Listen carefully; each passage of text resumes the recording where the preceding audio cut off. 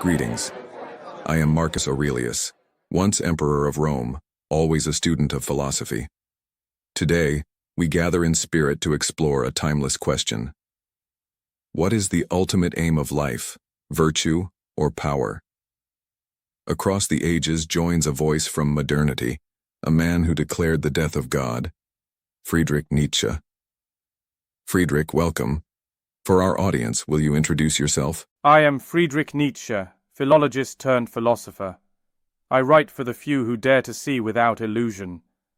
My work challenges morality and unveils the myths people live by. Well said.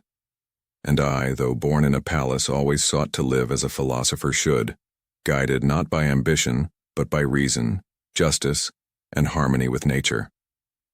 Now, to our question.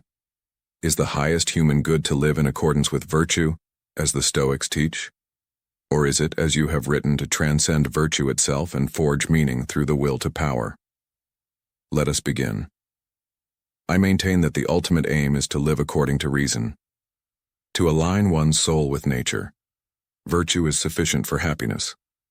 Everything else, fame, wealth, even power, is indifferent if it is not used justly. And I say, virtue, as your age conceived it, was a cage, a tool of the herd.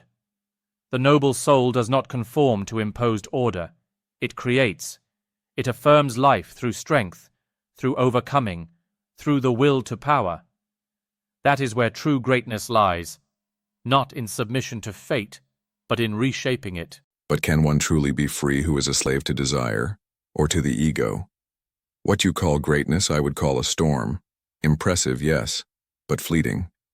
The world remains best served by those who govern themselves, not those who dominate others. Perhaps. But the world does not remember the contented. It remembers the conquerors.